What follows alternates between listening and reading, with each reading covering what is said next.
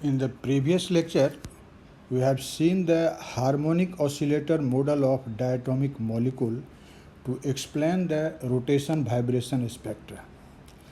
लेकिन आपने देखा था जब हम बिल्कुल idealised harmonic oscillator model diatomic molecule का मानते हैं तो एक्चुअली रोटेशन वाइब्रेशन स्पेक्ट्रा का जो ऑब्जर्व्ड रिजल्ट है, जो एक्सपेरिमेंट हमें रिजल्ट देता है, एक्चुअली उस सारे रिजल्ट का सही explanation harmonic oscillator model of diatomic molecule से नहीं हो पाता है। हम लोगों ने देखा था कि अगर हम स्ट्रिक्टली मानते हैं कि हमारा डायटोमिक मॉलिक्यूल एक हार्मोनिक ऑसिलेटर है तो उस स्थिति में जो रोटेशन वाइब्रेशन स्पेक्ट्रा होता है उसमें सिर्फ एक ही एब्जॉर्प्शन बैंड होना चाहिए।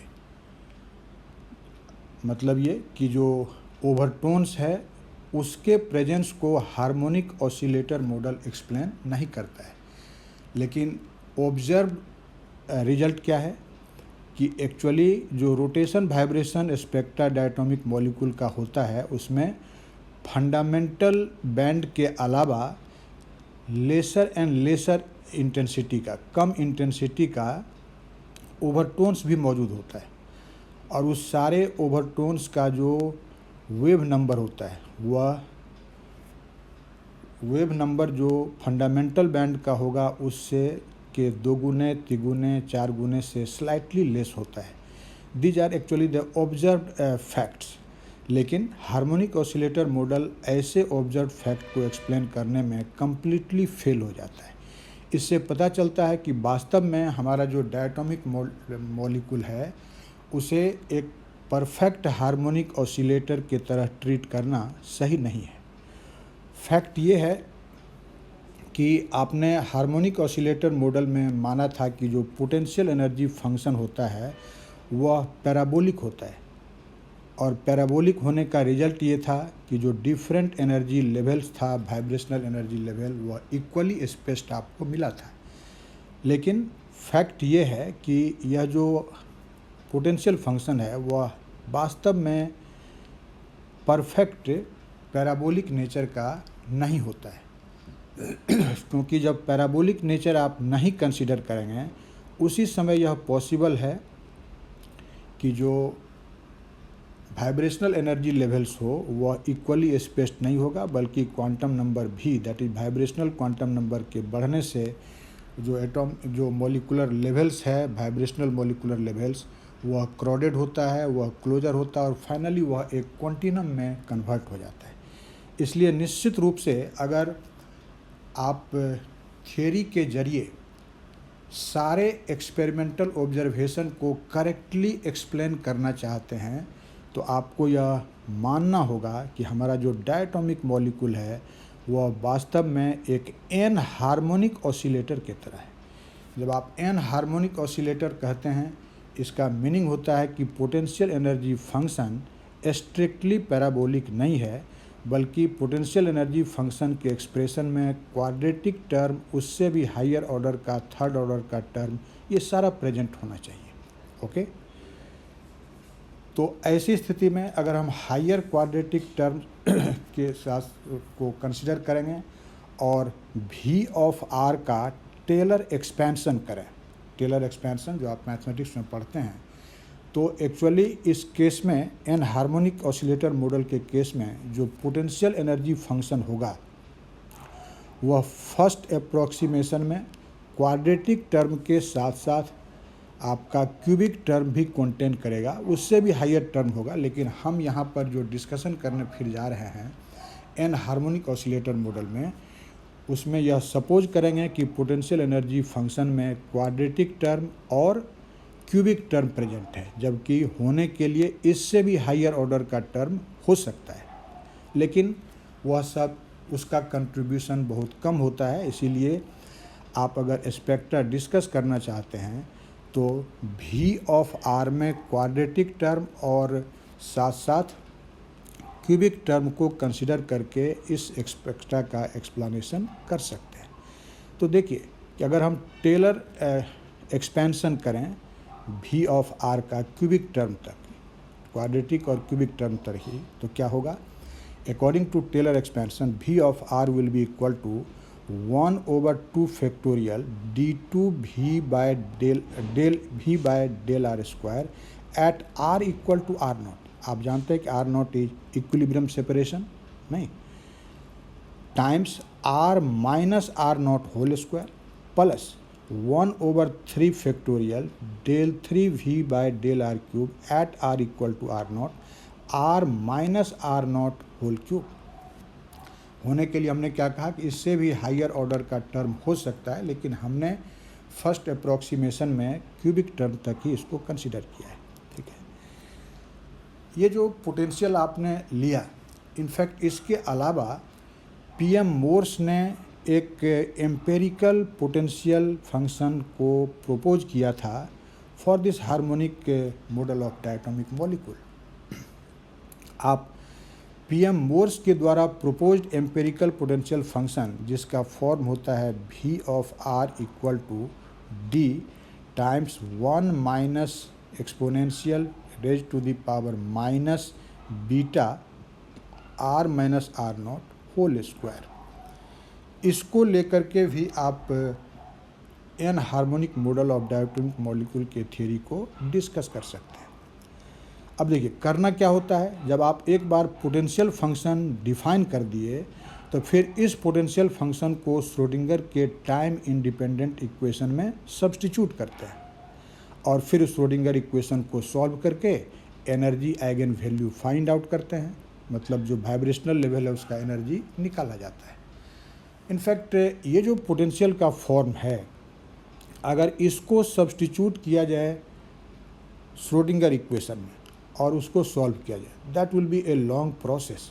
एक्चुअली ये सब्जेक्ट मैटर है क्वांटम मैकेनिक्स का। हमारा मेन पर्पस अभी इस मॉलिक्यूलर फिजिक्स में डायटोमिक मॉलिक्यूल के स्पेक्ट्रा को डिस्कस करना है, इसीलिए हम उस रिगरस मैथमेटिक्स में इस लेक्चर में नहीं जा रहे हैं। In fact after substituting this potential in the Schrodinger equation and solving it by method of perturbation, what will be the energy eigen value I have mentioned here directly। हमने उस proper theory को यहाँ पर नहीं डिस्कस किया है, बल्कि इतना आपको हिंट्स कर रहे हैं कि जब इसको श्रोडिंगर इक्वेशन में पुट किया जाएगा, फिर परटर्बेशन मेथड जो आप पढ़ते हैं क्वांटम मैकेनिक्स में, उसको अप्लाई करके इसको सॉल्व किया जाएगा, तो एनर्जी आइगन वैल्यूज क्या मिलेगा, ये हम यहाँ उस रिजल्ट को डायरेक्टली लिख रहे हैं, क्योंकि हमारा मेन पर्पस है डायटोमिक मॉलिक्यूल के रोटेशन वाइब्रेशन स्पेक्ट्रा को डिस्कस करना, इसीलिए उस मेथड को कम्प्लीटली यहाँ डिस्कस नहीं किया जा रहा है। देखिए, तो ऐसा करने के बाद जो एनर्जी आइगन वैल्यू आएगा डायटोमिक मॉलिक्यूल के लिए, वह क्या आएगा, E ऑफ V, जहाँ V actually vibrational quantum number है जो एक पर्टिकुलर वाइब्रेशनल एनर्जी लेवल को डिनोट करता है। इसका मतलब जो Vth क्वांटम लेवल या वाइब्रेशनल एनर्जी लेवल है, उसके corresponding energy E of V बराबर होता है Hc ओमेगा V, इसको आप V लिखिए, Hc omega V plus half minus Hc alpha omega V plus half whole square. आप जानते हैं कि यहाँ जो ओमेगा V है, this is called vibrational constant, आप पिछले क्लासेज में पढ़ चुके हैं। H Planck's constant, C speed of EM wave in free space. तो इस एक्सप्रेशन को आप याद रखिए कि जब पोटेंशियल का यह फॉर्म यूज करेंगे श्रोडिंगर इक्वेशन में और उसको सॉल्व करेंगे, तो ये एनर्जी आइगन वैल्यू आएगा। लेकिन फिर आप जानते हैं कि हमारे मॉलिक्यूलर फिजिक्स में यह ट्रेडिशन है कि हम एनर्जी के टर्म में नहीं, बल्कि जो एनर्जी है उसके कॉरस्पॉन्डिंग जो टर्म वैल्यू होता है, वेव नंबर होता है, उसके टर्म में स्पेक्ट्रा को डिस्कस करते हैं।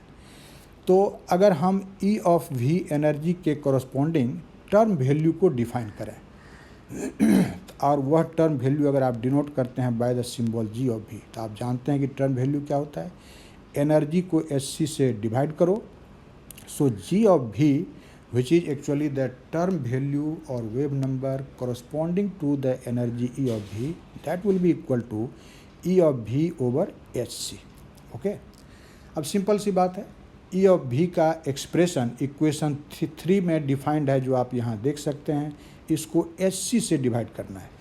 दोनों टर्म में एच सी प्रेजेंट है, दैट विल कैंसिल आउट। सो ये एच सी और ए एच सी कैंसिल हो जाएगा, and so you will get G of v equal to omega v times v plus half minus alpha omega v times v plus half whole square.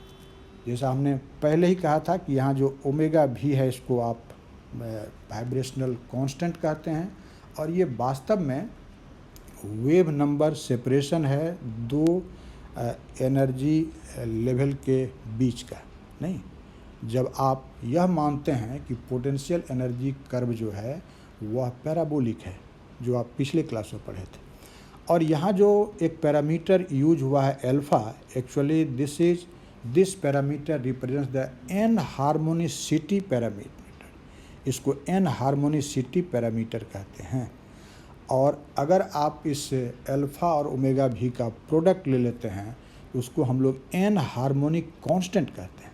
ठीक है, actually इस alpha का जो value होता है that is very small and positive, और इसी alpha का प्रेजेंस इस इक्वेशन में यह बताता है कि जो एनर्जी लेवल्स है वह इक्वली स्पेस्ड नहीं है। जैसे आप इस डायग्राम को देखिए कि v इक्वल टू 0 और v इक्वल टू 1 के बीच का जो सेपरेशन है, वेव नंबर सेपरेशन, और v इक्वल टू 1 और v इक्वल टू 2 के बीच का जो वेव नंबर सेपरेशन है वह सेम नहीं है, बल्कि v इक्वल टू 1 एंड 2 के बीच का सेपरेशन स्मॉलर है in comparison to the wave number separation between v equal to 1 and v equal to 0। और इसी तरह से जैसे जैसे v का वैल्यू बढ़ता है, ये जो एनर्जी लेवल्स है वह क्राउडेड होता गया, क्लोजर होता गया, और फाइनली ये कॉन्टिनम हो जाता है। बाद में यह जो एनर्जी लेवल है ये जस्ट कंटिन्यूअस हो जाता है। ठीक है, अब एक एग्जाम्पल के तौर पर हम लोग यहाँ पर अगर कंसिडर करें कि ये जो ओमेगा वी है HCl के लिए, उसका वैल्यू होता है 2.99 10 to the power 5 metre inverse, और अल्फा टाइम्स ओमेगा वी जिसको कहते हैं, हमने कहा था एन हार्मोनिसिटी कांस्टेंट, इसका वैल्यू हो जाएगा 5.2 into 10 to the power 3 metre inverse. ठीक है, तो फ़र्क क्या देख रहे हैं कि जब आपने हार्मोनिक ऑसिलेटर पोटेंशियल कंसीडर किया था, दैट इज भी ऑफ आर को आप सिर्फ लिखते थे कि दिस इज हाफ के एक्स स्क्वायर, पैराबोलिक था वह, तो एनर्जी लेवल इक्वली स्पेस्ड मिला था। लेकिन यहाँ जो एनर्जी लेवल मिल रहा है वह इक्वली स्पेस्ड नहीं है, बल्कि वाइब्रेशनल क्वांटम नंबर भी जैसे जैसे इंक्रीज करता है, एनर्जी लेवल्स क्लोजर होता चला जा रहा है। This is the difference. और इसी आधार पर आप जो ओवरटोन्स मिलता है उसका एक्सप्लेनेशन कर सकते हैं। अब देखना है कि एक्चुअली सिलेक्शन रूल क्या होगा। सिलेक्शन रूल आप जानते हैं कि यह बताता है कि कौन ट्रांजिशन पॉसिबल होगा, उसको बताता है। हार्मोनिक ऑसिलेटर मॉडल में आपको याद होगा कि जो ट्रांजिशन रूल था वह स्ट्रिक्टली कहता था कि whenever the molecular transition will take place between the two vibrational energy levels, then the change in vibrational quantum number delta V is strictly equal to plus minus 1। इसके अलावा और कोई transition possible नहीं है। लेकिन anharmonic oscillator model other transition को भी allow करता है। इनफैक्ट इस केस में जो सिलेक्शन रूल है उसके हिसाब से this change in vibrational quantum number whenever the transition will take place between two vibrational energy levels, that will be equal to plus minus 1 plus minus 2 plus minus 3 and even more. हालांकि plus minus 3 के बाद यदि आप plus minus 4 या plus minus 5 लेते हैं तो उससे बहुत ही लेस इंटेंसिटी का बैंड मिलेगा, जिसको हम लोग एक्चुअली नेग्लेक्ट करते हैं। मेनली आप 3 ओवरटोन की ही इसमें बात करते हैं।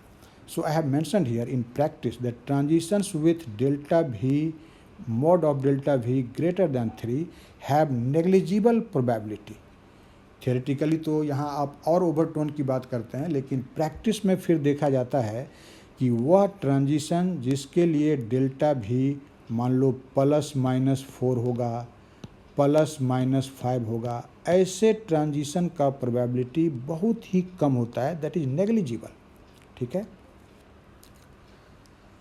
फिर आप देखिए, अभी आपने देखा था कि जो वेव जहाँ जो वाइब्रेशनल लेवल का सेपरेशन है, ओमेगा वी का जो वैल्यू देखा था वह 10⁵ मीटर इनवर्स के ऑर्डर का, ऑर्डर इसलिए लिखते हैं कि समथिंग मल्टीप्लाइड रहेगा। जैसे अगर HCl की बात करें तो इसमें 2.99 से मल्टीप्लाइड है। फिर कोई दूसरा डायटोमिक मॉलिक्यूल लेंगे परमानेंट डायपोल मोमेंट वाला, तो किसी दूसरे नंबर से मल्टीप्लाइड होगा। तो इतना तो कह सकते हो ना कि जो ऑर्डर जो है वाइब्रेशनल एनर्जी लेवल के बीच के सेपरेशन का वह 10⁵ मीटर इनवर्स है। ठीक है। ऐसी स्थिति में अगर आप दो एनर्जी लेवल कंसिडर करते हैं, मान लीजिए एक है V = 1 और दूसरा है V = 0, तो V = 1 और V = 0, इससे मैं सपोज करो कि V = 1 के यूनिट वॉल्यूम में जो नंबर ऑफ मॉलिक्यूल प्रेजेंट है वह है N1 और V = 0 के लेवल के यूनिट वॉल्यूम में जो नंबर ऑफ मॉलिक्यूल प्रेजेंट है वह है N0। ऐसी स्थिति में अगर इस दोनों पॉपुलेशन का हम रूम टेम्परेचर पर रेशियो फाइंड आउट करें, then what will be the value, you can see here, this will be N1/N0 = e⁻⁻E1/kT, here k is Boltzmann constant, and E1 जो एनर्जी अभी आपने फाइंड आउट किया था वह एक्चुअली E1 यहाँ है क्या, तो इस दोनों लेवल के एनर्जी के का डिफरेंस है, और that will be equal to ΔGV times HC divided by KT। ठीक है, जो फॉर्मूला E का निकाला है उसके आधार पर आप ऐसा लिख सकते हैं। अब अगर रूम टेम्परेचर पर जो हमने अभी न्यूमेरिकल वैल्यू कहा उसको पुट कर दिया जाए, तो देखिए एक्सपोनेंशियल -ΔGV, वह आप देख रहे हैं कि जो स्पेसिंग है वह 10⁵ मीटर इनवर्स के ऑर्डर का है, वह पुट कर दिया। प्लैंक्स कांस्टेंट H का वैल्यू रख दिया, C का वैल्यू रख दिया, नीचे है KT, this is the value of Boltzmann constant K, and room temperature को नॉर्मली 300 केल्विन लेते हैं। ये सिंप्लीफिकेशन जब आप करेंगे तो this number will be almost 4.8, है ना, and exponential -4.8, this is almost equal to 0.008। इसका मतलब जो नंबर ऑफ मॉलिक्यूल्स है first excited vibrational energy level में और जो ग्राउंड लेवल में, उस दोनों का रेशियो कितना आ गया, 0.008। ठीक है। इसका मतलब क्या हुआ कि जो V = 1 स्टेट में मॉलिकुलर प्रेजेंस का, मॉलिकुलर पॉपुलेशन का जो प्रोबेबिलिटी है वह V = 0 स्टेट के रेस्पेक्ट में लगभग 1% से भी लेस है ना। इसका मतलब हम लोग यह मान सकते हैं कि ऐसी स्थिति में जो मॉलिक्यूल प्रेजेंट है वह मोस्ट ऑफ द मॉलिक्यूल वह कहाँ प्रेजेंट है, तो V = 0 लेवल में, और V = 0 लेवल में अगर वह प्रेजेंट होगा तो वैसी स्थिति में केवल एब्जॉर्प्शन पॉसिबल है, क्योंकि वह तो लोवेस्ट एनर्जी लेवल है, वहाँ से मॉलिक्यूल एनर्जी गेन करके ही हायर में जा सकता है। ओके। इनफैक्ट ऐसी स्थिति में 3 ट्रांजिशन इम्पॉर्टेंट रूप से पॉसिबल हो पाता है। देखो, फर्स्ट ट्रांजिशन हम लोग लेते हैं V = 0 से V = 1 में। जब आप V = 0 टू V = 1 ट्रांजिशन लेंगे तो what will be ΔV, ΔV will be equal to 1 - 0, that is 1, so ΔV is 1। अब ऐसी स्थिति में जो वेव नंबर एब्जॉर्ब होगा, what will be that absorb wave number, अगर आप उसको न्यू बार कहते हैं तो that will be simply equal to G(1 - G(0), and G(1 and G(0), आप G(V) का यह एक्सप्रेशन देखिए, जी ऑफ वी का हमने एक्सप्रेशन फाइंड आउट किया है इक्वेशन नंबर 4 में। अब इसी में हम लोगों को करना क्या है कि जी ऑफ 1 का वैल्यू निकालेंगे। तो जहाँ जहाँ यह भी है सारे जगहों पर 1 पुट कर देंगे। फिर जी ऑफ 0 निकालेंगे, भी के जगह पर आप 0 रख देंगे और तब इस रिजल्ट को सिंप्लीफाई करेंगे। ओके, करना क्या है, जी ऑफ 1 निकालोगे तो इक्वेशन 4 के RHS में भी को रिप्लेस कर देंगे 1 से, और जी ऑफ 0 निकालोगे तो इसी इक्वेशन के RHS में भी को रिप्लेस कर देंगे 0 से। और ऐसा करके जब सिंप्लीफाई करेंगे उस इक्वेशन को, then what will be our result you can see, I have directly mentioned it here, you can do that algebra। उस algebra को आप देख सकते हैं। आपको रिजल्ट आएगा omega v times 1 minus 2 alpha. इसका मतलब जो v equal to 0, v equal to 0 से v इक्वल टू 1 पर जो एब्जॉर्प्टिव ट्रांजिशन होगा इसका वेव नंबर न्यू बार कितना के बराबर मिलेगा, इतना के बराबर, omega v into 1 minus 2 alpha के बराबर। ओके, अब देखिए, अब दूसरे ट्रांजिशन की बात करते हैं। जो ये पहला बैंड मिलता है इसी को आप कहते हैं फंडामेंटल बैंड। ओके, अब अगर हम और दो ट्रांजिशन की बात करें जो पॉसिबल है, क्योंकि आपने देखा है कि जो मॉलिक्यूल है वह प्रेजेंट है हायर लेवल में भी, तो अगर नेक्स्ट ट्रांजिशन कंसीडर करें v इक्वल टू 0 से v इक्वल टू 2 में, तो डेल्टा भी क्या हो जाएगा, 2 माइनस 0 दैट इज 2, एंड जो वेव नंबर इस केस में एब्जॉर्ब होगा delta knew that will B g of 2 minus g of 0।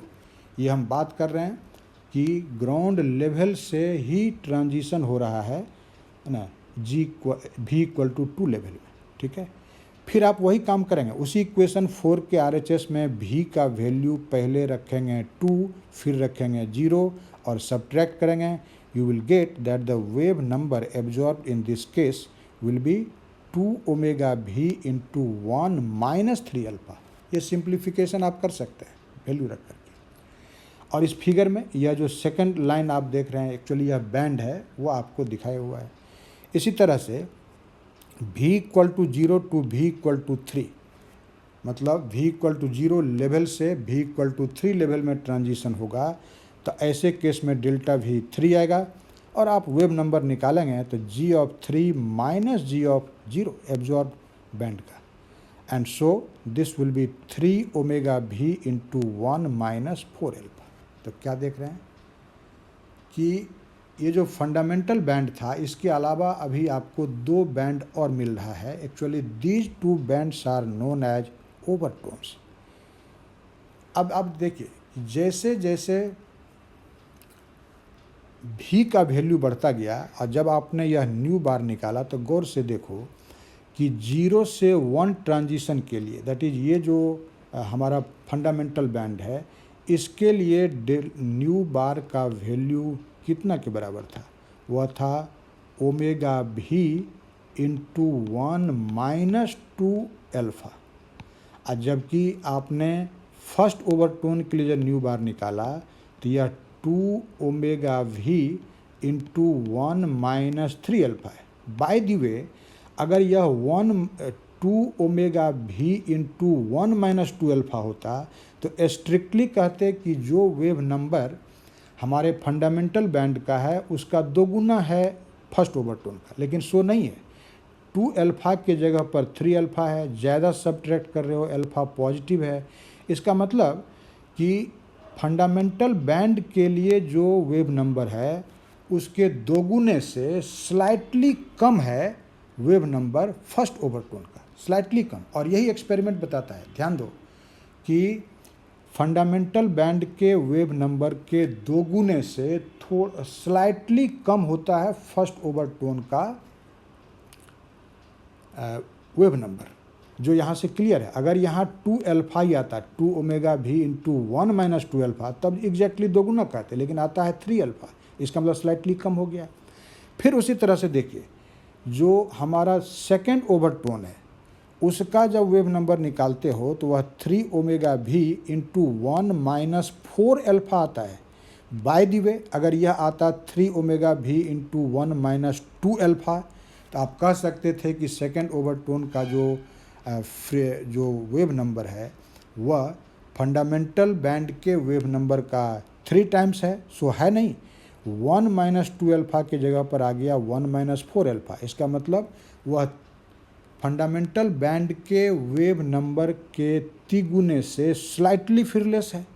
इस तरह से हम देखते हैं कि ये जो एन हार्मोनिक ऑसिलेटर मॉडल है वह एक्सपेरिमेंटल ऑब्जर्वेशन को बिल्कुल करेक्टली एक्सप्लेन कर रहा है।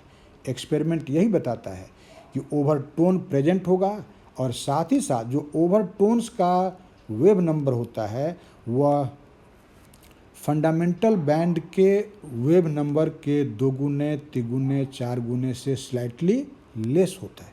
ओके, तो क्या देखा आपने कि ये एन हार्मोनिक ऑसिलेटर मॉडल हमारे मॉलिक्यूल का जो एक्सपेरिमेंटल रिजल्ट है स्पेक्ट्रा के लिए उसको करेक्टली एक्सप्लेन कर रहा है। ठीक है, अभी हमने बात किया कि रूम टेम्परेचर पर, और रूम टेम्परेचर पर आपने देखा कि मोस्ट ऑफ द जो मॉलिक्यूल्स है वह प्रेजेंट था लोएस्ट एनर्जी लेवल में, that is V equal to 0 के लेवल में। ठीक है, और इसीलिए V इक्वल टू 0 से ही 3 ट्रांजिशन दिखाया, V equal to 0 to 1, V equal to 0 to 2, V equal to 0 से 3, यही दिखाया आपने। लेकिन अगर टेम्परेचर को बढ़ाया जाए तो वैसे स्थिति में देखा जाता है कि ये जो लेवल है V इक्वल टू 1, इसमें भी मॉलिक्यूलर पॉपुलेशन एप्रिसिएबल हो जाता है ना, एप्रिसिएबल हो जाएगा। और इसलिए लेवल 1 से लेवल 2 पर भी ट्रांजिशन पॉसिबल हो जाएगा। ठीक है, जैसे हमने यहाँ मेंशन किया है कि at higher temperature the population of V equal to 1 level may become appreciable so that the transition V equal to 1 to V equal to 2 may have appreciable probability, वो भी संभव हो जाता है।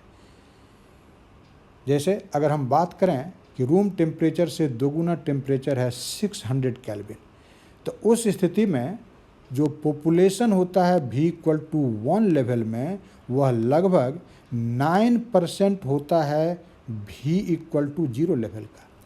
इसका मतलब ये हुआ कि अगर 100 मॉलिक्यूल सोचो प्रेजेंट है V इक्वल टू 0 में, तो 9 molecule V equal to 1 level में भी प्रेजेंट है, और इसलिए V इक्वल टू 1 लेवल से V इक्वल टू 2 लेवल पर भी ट्रांजिशन, एब्जॉर्प्शन ट्रांजिशन पॉसिबल है। ठीक है, और आपको इस तरह का एब्जॉर्प्शन बैंड भी मिलेगा जो आप इस फिगर में देख रहे हैं, जो V इक्वल टू 1 से V इक्वल टू 2 पर होता है ना। साथ ही साथ इस बैंड का जो इंटेंसिटी होता है वह ये जो फंडामेंटल बैंड आप देख रहे हैं इसका लगभग 10% होता है। ये दीज आर एक्सपेरिमेंटल फैक्ट्स, और ये थियोरी भी हमारा इस बात को एक्सप्लेन करता है। तो क्या देखा आपने कि एक आइडियल हार्मोनिक ऑसिलेटर मॉडल जो डायटोमिक मॉलिक्यूल का है, अगर आप मॉलिक्यूल को बिल्कुल एक आइडियल हार्मोनिक ऑसिलेटर मानेंगे, उसके पोटेंशियल एनर्जी फंक्शन को बिल्कुल हाफ kx² के रूप में, दैट इज पैराबोलिक फंक्शन मानेंगे, तो उस समय एक्सपेरिमेंटल ऑब्जर्वेशन के साथ थियोरेटिकल रिजल्ट एग्री नहीं करता है। लेकिन जब आपने यह माना कि नहीं, हमारे मॉलिक्यूल का जो पोटेंशियल एनर्जी फंक्शन है वह इनफैक्ट स्ट्रिक्टली पैराबोलिक नहीं है, बल्कि उसमें क्वाड्रेटिक और क्यूबिक टर्म भी प्रेजेंट है, तो उस कंडीशन में हम लोग देखते हैं कि हमारा मॉलिक्यूल एक एन हार्मोनिक ऑसिलेटर की तरह बिहेव करेगा, और एन हार्मोनिक ऑसिलेटर मॉडल लेने के बाद जो एक्सपेरिमेंटल ऑब्जर्वेशन है उसको हम थियोरेटिकली एक्सप्लेन कर सकते हैं, और वो एक्सप्लेन हो जाता है। So actually the diatomic molecule को एन हार्मोनिक ऑसिलेटर ट्रीट करना ही प्रैक्टिकली सही है, और उसके आधार पर आप डायटोमिक मॉलिक्यूल के रोटेशन वाइब्रेशन स्पेक्ट्रा का करेक्ट एक्सप्लेनेशन कर सकते हैं। क्या एक्सप्लेनेशन हुआ, हम उम्मीद करते हैं कि आपने सारी बातों को समझा होगा। ओके।